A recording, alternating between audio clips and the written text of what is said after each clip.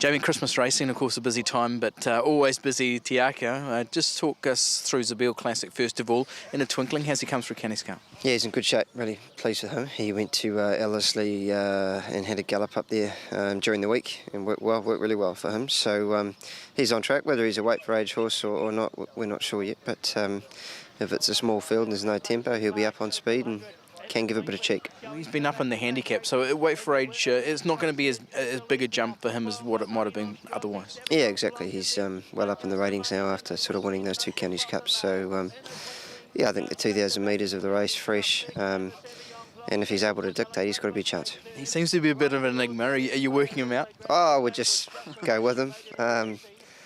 Like he went up to Ellerslie and galloped on the outside of the course proper and didn't hang at all. Whereas in the Counties Cup, he's hanging that bad, he's sort of getting over the rail. So he's a funny horse, but you just got to go with him. He's in really good shape at the moment. Okay, and he'll be somewhere near the speed in that race? Yeah, I would have thought so. He'll be up handy and see how we get on. Okay, he could head to the City of Auckland Cup on the back up along with Sauvignon Blanc as well? Yeah, that was the plan all the way through with In a Twinkling, was to back him up and stay away from Te Rapa, where he ran off last year. So he'll more than likely back up in the City of Auckland Cup as long as everything is in the right place and pulls up well and all of those little things. Sauvignon Blanc's in good shape. She's top run in the Waikato Gold Cup and goes into the race in good shape. Yeah, she's come through the race all right? Yeah, she has. She's come through it spot on. Good sound mare, good tough mare, so she's in good shape. Okay, also on going back to Boxing Day, a couple of fillies features. What will you have there? We'll have Emeralina in the 8 carat off the back of her good one at Ellerslie. We think she's a promising filly by the right stallion with a good pedigree, so she's got a few things going for her. And Brandale running the Akau Racing. He seems to have bounced out of Te Rapa last week in good shape, up to the 1400, present no problems for him, and it's his sort of lead into the Vin Classic. Okay, both horses seem to have performed really well in the lead up to this. How will they go Boxing Day? Yeah, they're ready to run well.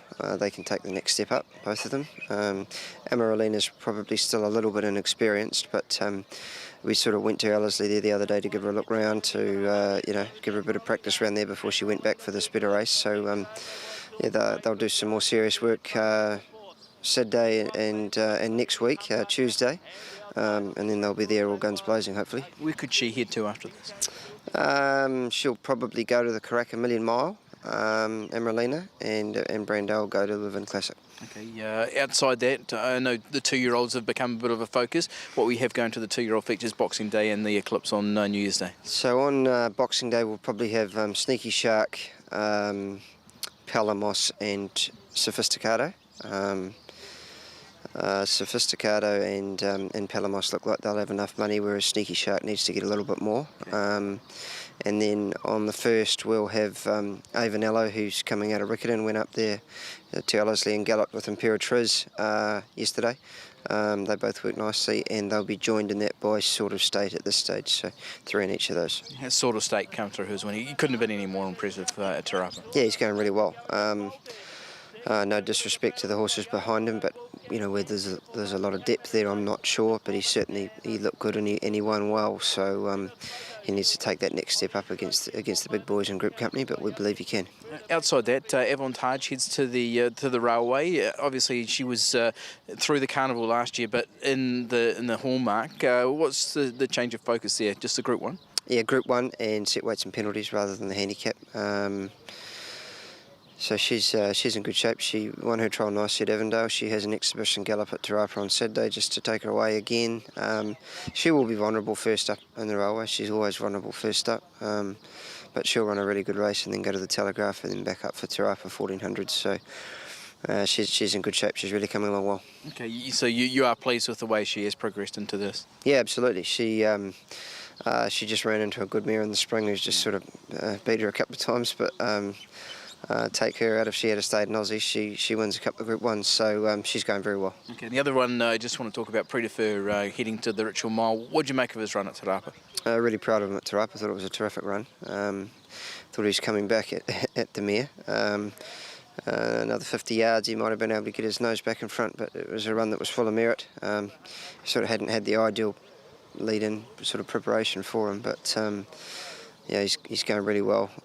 He's just He's just at an awkward spot in the ratings now for a handicap, but he's earned his weight, so we've got to have a crack. It sort of fits in nicely to where we're at. 3 weeks from Te Rapa into the Ritual, sort of suits him. Hopefully one of those horses that was above him in the sprint will be there and push those weights down a little bit for him. It'd be a big help. Obviously, it's a little bit more than he carried last year, but can you compare him to where he was in winning this last year? Well, he came through the rating band last year.